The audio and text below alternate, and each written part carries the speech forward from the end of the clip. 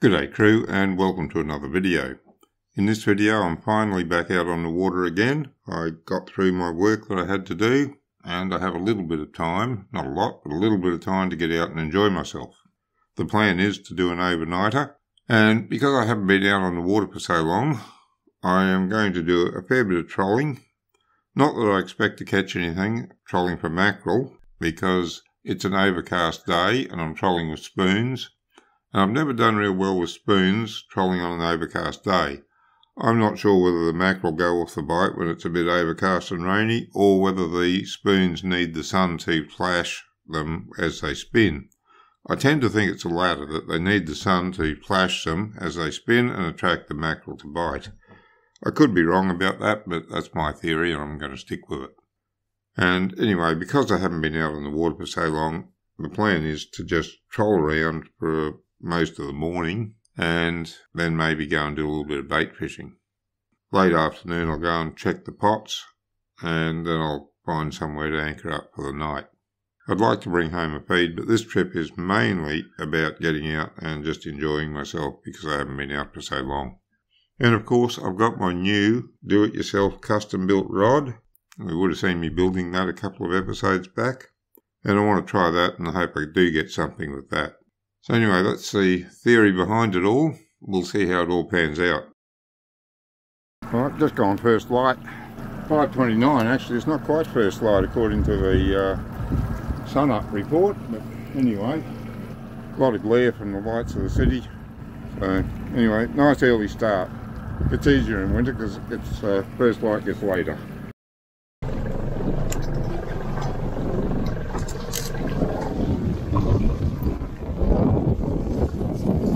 Up there for the moment.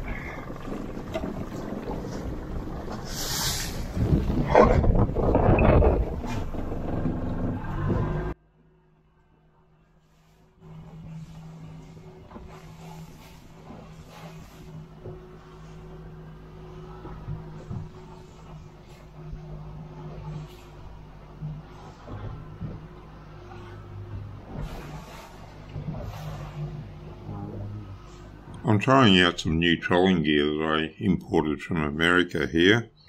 I'm not going to say too much about it in this video because I haven't really given it a good run yet, but once I've tried it out, if it works as well as I think it might, I'll do some videos showing you how to use it and tell you all about it.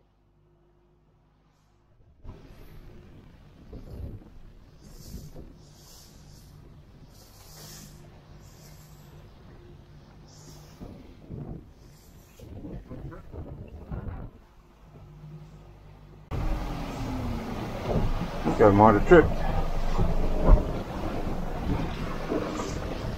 Sure it has.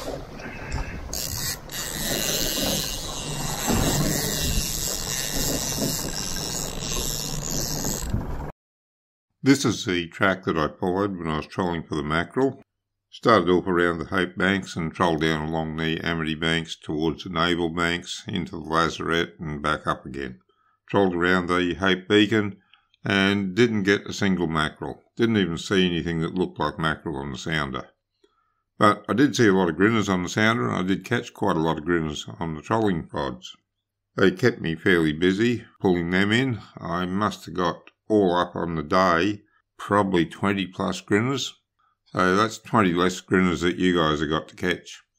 A lot of people say they keep them for snapper bait, and I have never ever had a bite on a grinner for snapper bait. I've filtered them and thrown them in several times and just never got a bite, but the rod beside me with a bit of squid on it will get a bite.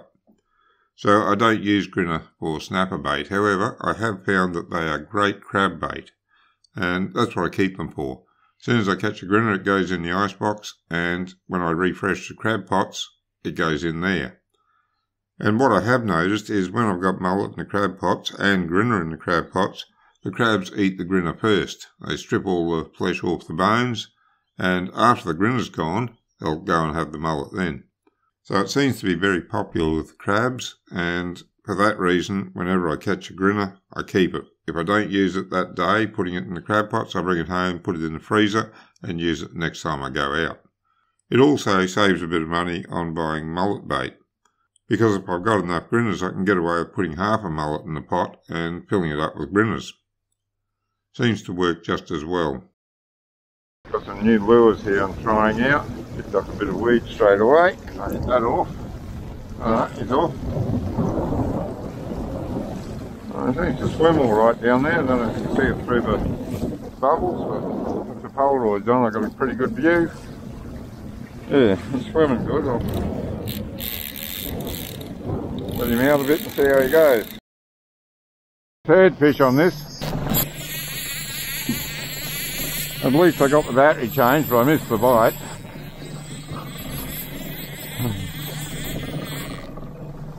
Right, third grinner on the new rod. It's all one catch. So I know it's doing a good job of catching. I think I've got something on that other one too. Another grinner I expect. Oh, come on. Really? Did you have to? Get in there. One on here.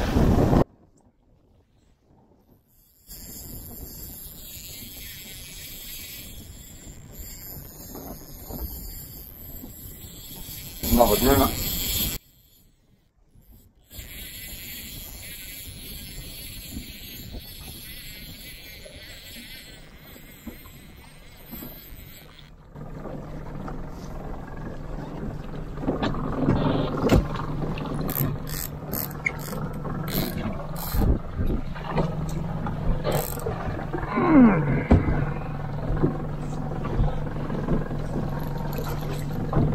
Oh, and get yourself off there.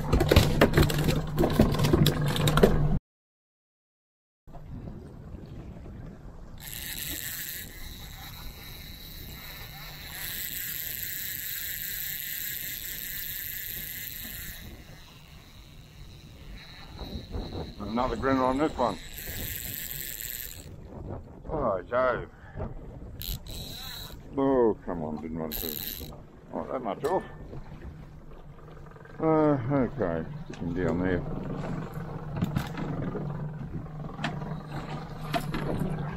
Oh, hooked up on the camera.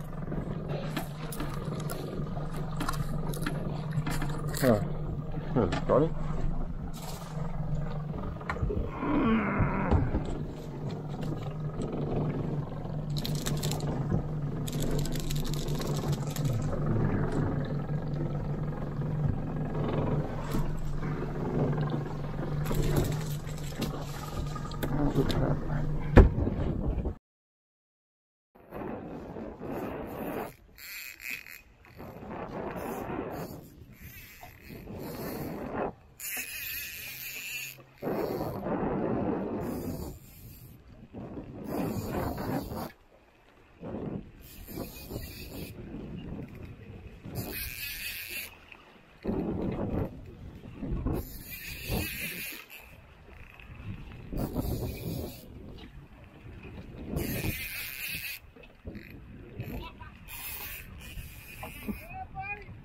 Oh.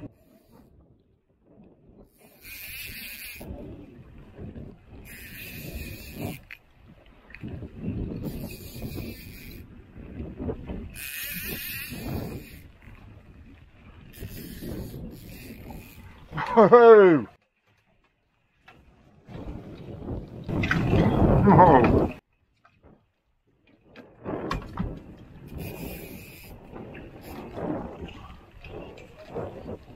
Yeah.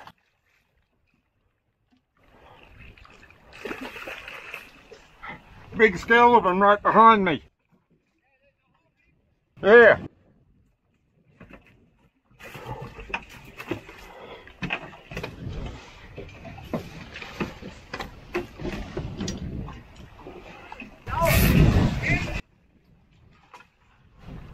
Oh, nice one. On the troll. On the troll. Oh, well done.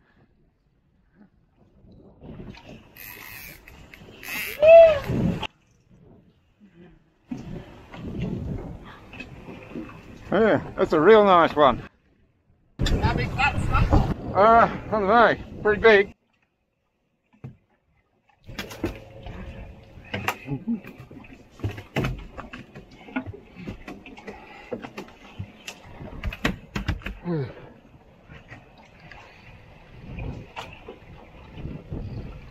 $66. 66. A nice one.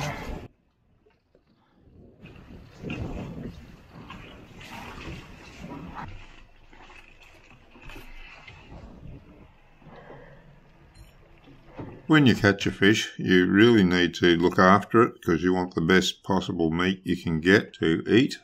And to do that, you need to ikijimi it. That's a Japanese term. It means to brain spike it, kill it straight away, then you cut it straight to bleed it. And then the tool that I'm using lets you put the wire down through the centre of the spike and down through its spinal column to kill all the nerves down the middle of its spine. That relaxes all the flesh and you get a really good quality meat out of it. The tool makes it easy to find the spine because you just poke that tube in. It's like a big hypodermic needle, and you can feel around there until you find where the spine starts, back of the brain, and then you just feed the wire down through it. I'll put a link in the video description if you're interested in buying one. Should have got a picture before I did that.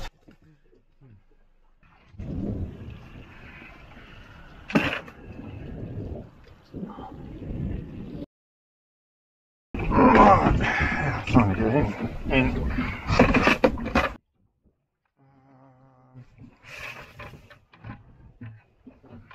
Once I've cut his throat, I'll leave him sit in the bucket for a few minutes. 3 to 5 minutes is usually enough, just to let the blood run out.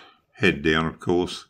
Often put some water in the bucket. I tend to find that helps. But in this occasion I didn't, and after you've done that I move the ice around so that the fish is sitting right on the bottom of it, maybe with a few bits of ice on top of it, and then I put some water in there until the fish is covered.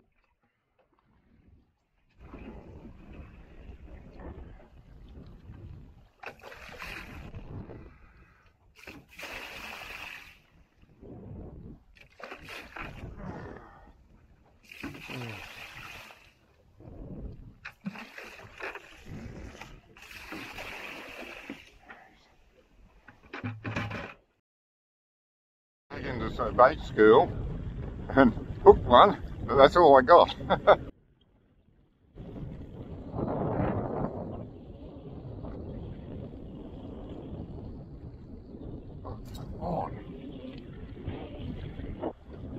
My school's still down there. I'll see if I can get another. Well, let's see if I can get them up this time.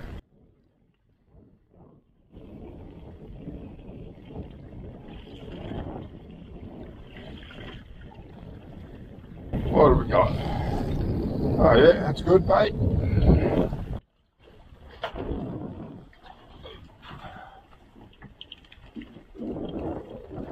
Good, come on, don't you jab me.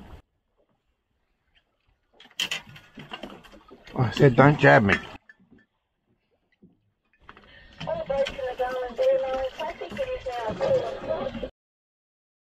And that's the 66cm snapper that I caught on my new rod, the one that I built myself. Pretty happy with that. Now 66cm isn't huge for a snapper, but for a bay snapper that's probably about as big as I've caught in the bay. Roughly around that size, certainly under 70. Get bigger models offshore, and I do know that people do catch bigger models in the bay, just that I haven't managed to crack that code yet. But I do get some bigger ones offshore, so that's fine. I don't mind the bigger ones at all. People say they're dry and that, but I find the older fish or older beef or older sheep, whatever animal you want to name, the older ones have more flavour. They might be a little bit drier and tougher, but that's all in the cooking. You can fix that. You can't add flavour to it unless you add spices and that takes away the natural flavour. So I tend to like the older animals. And my wife certainly likes the older fish. She tends to think the small fish don't have any flavour at all. I think they do have a flavour, but yeah, it is a bit mild. Anyway, that's it. Pretty happy with that. And this guy holding up the Spanish mackerel is George Mole. I've mentioned George in my previous videos. He's the local snapper trolling guru.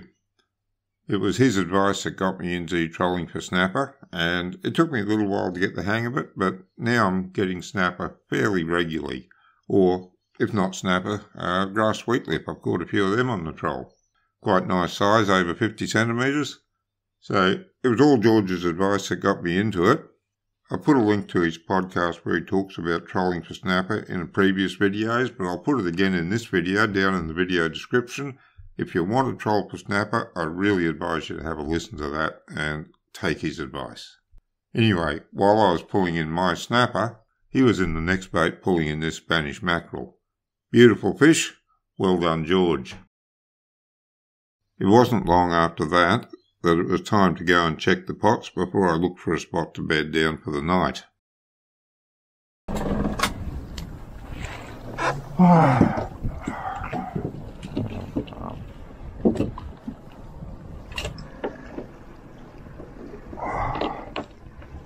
I've got some.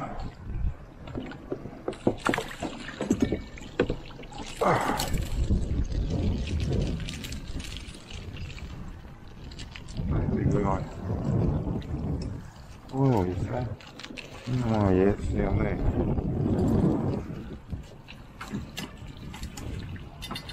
Right.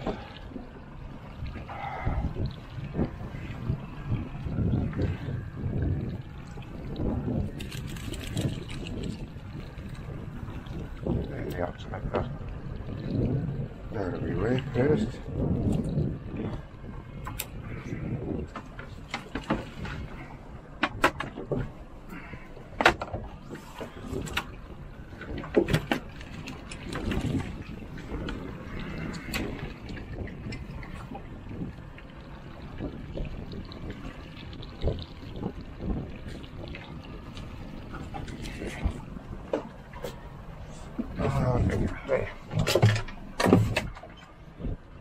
It was big, yep. A good size.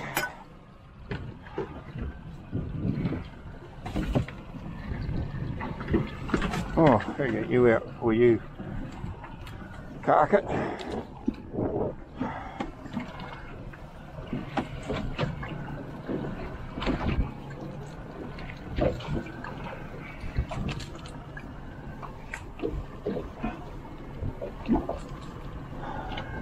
Oh, you guys are a little icky just going back.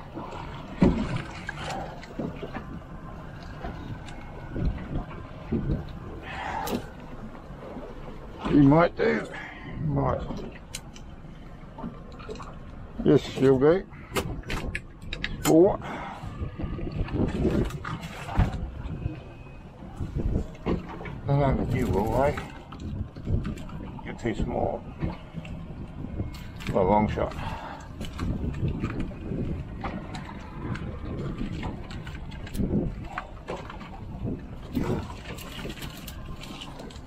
Oh, I'll bring your mate with you then.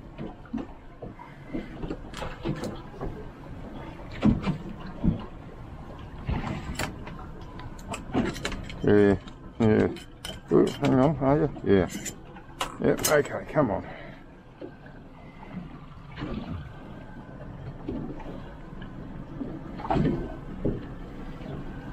If you'll let go and go back.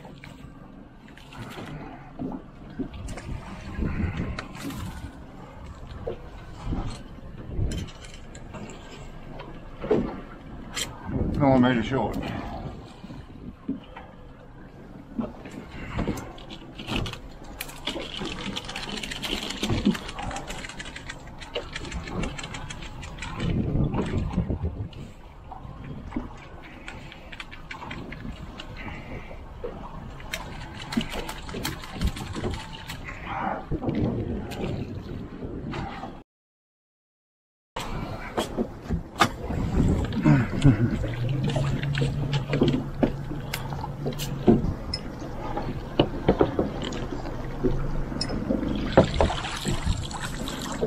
A good big one, just the one.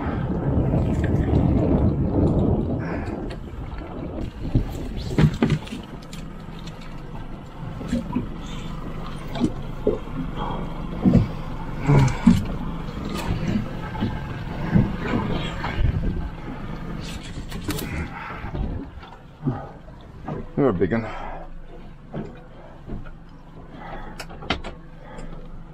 No real need to measure you.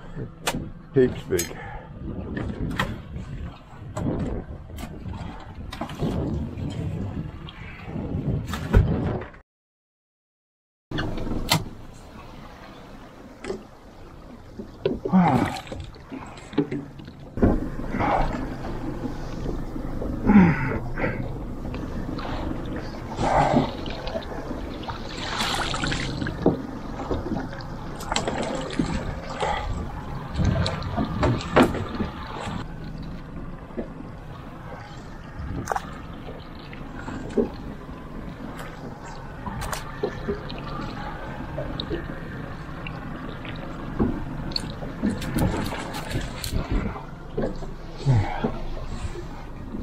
Number one doesn't need a measure.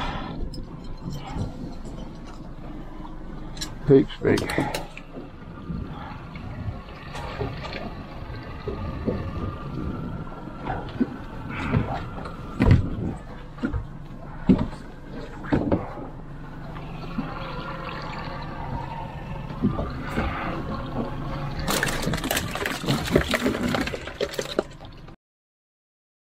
You can't always make good decisions when you're out on the water, and picking a spot for bedding down for the night was one of my less fortunate decisions. The weather forecast was quite good, and it was very calm, so I decided that I'd stay out at Harry's, anchor up for the night, and try some fishing. Well, as usual, I got tired fairly early after the sun went down, and I heard the bunk calling me. I decided I'd fish in the morning and go to bed. Not long after that, maybe a few hours after that, 2 or 3 hours after that, started to get rougher and rougher and rougher. I had one of those mesh buckets, bait buckets, off over the side with my live bait in it. I had it tied to the boat, and the idea of that is that you're in the ocean, the mesh lets the water flow through, it keeps the bait alive overnight. Otherwise, you've got to have aerators going in your live bait tank, etc., and pump water through it to freshen it. All eats battery. I find it's easier to have the bucket out over the side. However, it got so rough during the night and the bait rolled so much that the strain on the bucket being pulled around broke the handle. So I lost the bucket, I lost my live bait, lost everything. Plus, I didn't have a real good night's sleep. I kept waking up every hour. Because it was rough, I needed to check and make sure everything was still okay. And I ended up oversleeping. I slept through till 6 o'clock in the morning, where I normally wake up about 4. So I didn't get the fishing done in the morning. And what I decided to do was just to have a bit of a troll around, kill some time in the morning till it was time to pick up the crab pots, because I really didn't feel like going looking for bait, and I had to get home to do some work and that. So anyway, that sort of put a damper on the next morning. Didn't go quite as planned, but it was still a pleasant trip out. Oh, I've got some. At least a couple look to be size. Oh, we've got quite a few actually. Wow! Now that is a potful.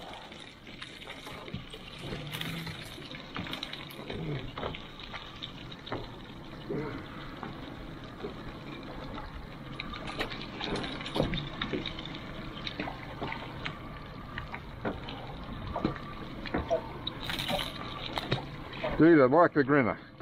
I love the grinner.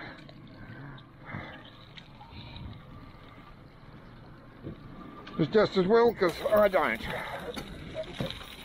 Wow. A few females in there. Some undersized, let go of that.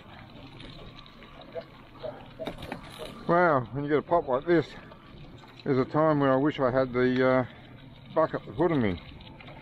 Tub to put them in.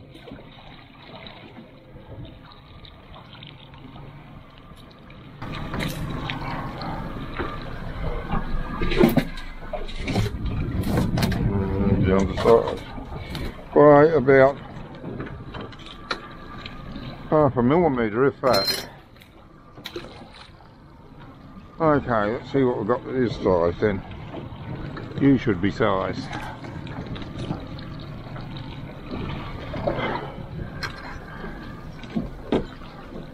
Yep, your size.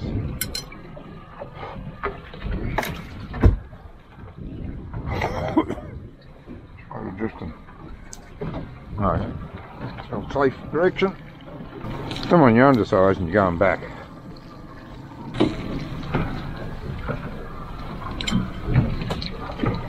There. Let's try you. I think you'll be undersized too. Yeah, definitely. No need to measure. What else we got? Got a lot of females in there. You're undersized. Well, okay. We've got... Oh, hang on, what's this one?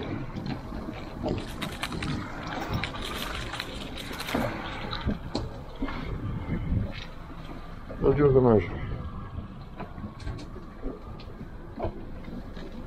Fell down. We're undersized. Well, I think all of you are undersized now, or female. So, we can tip the lot of you back. But by Jove, that was a pot full. Just give you a try. Definitely undersized. By about 2 millimeters. Alright. To the other leg.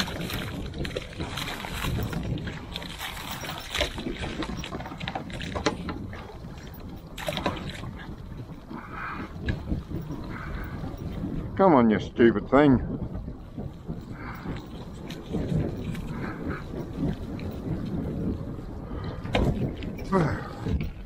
You can't. There you go, you can go too. Alright, you're alright. Oh, and a claw. Can't keep that because it's illegal without the rest of the crab. Yeah, this goes after an overnight soak.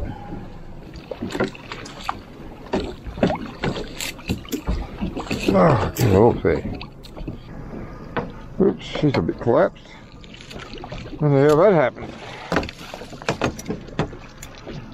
There's at least one keeper in it.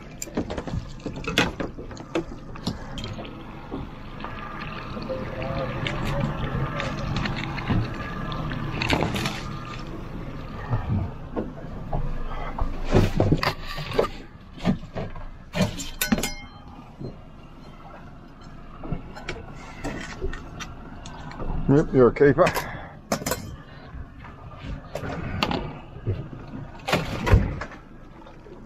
I think you will be.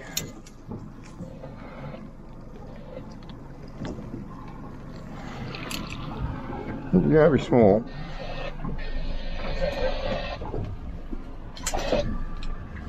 Yep, by a good bit.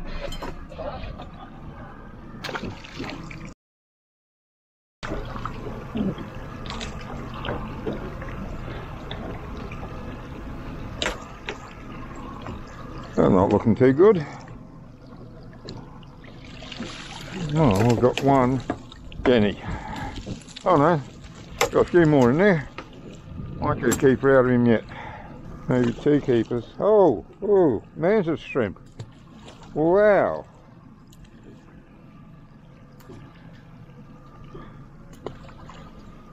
Did not expect that. He'll be coming home.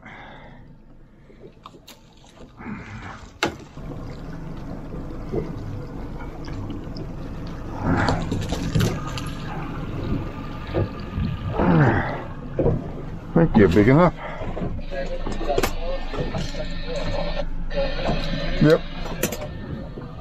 Your size. But that's it. You're too small. Sure of that.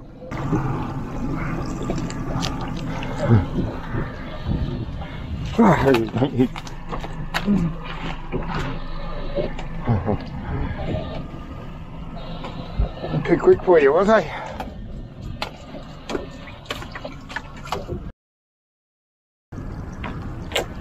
Oh, I've got some here. Good haul here. Oh, and a muddy. Female though. Huge female sandy.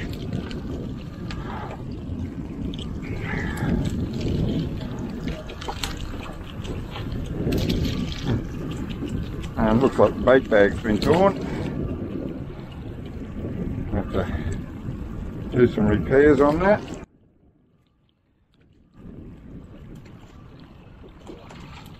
Can't see where though, but stuff's out of it, so obviously it has been torn. Oh, look at it at home. Right, ho. Let's see what we've got. Get this out before it makes a mess of my bait.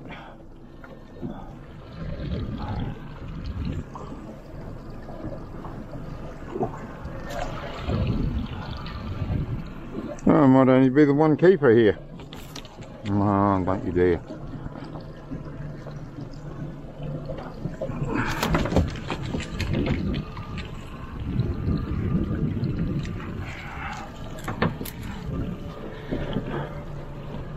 Pretty sure. Oops, a daisy. Oh, two keepers. Can see you up there.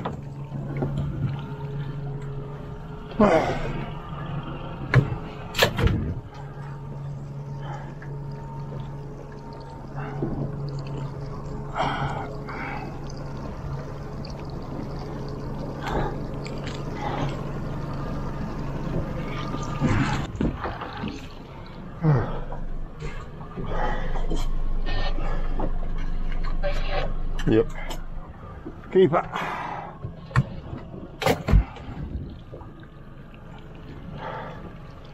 Give you a check as well. You look a bit undersized from here, but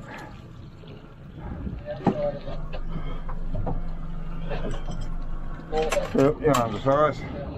What are you? You're not a muddy. You're not a sandy. You might be one of those other things. You are. I'm going to keep you. See what you like to eat.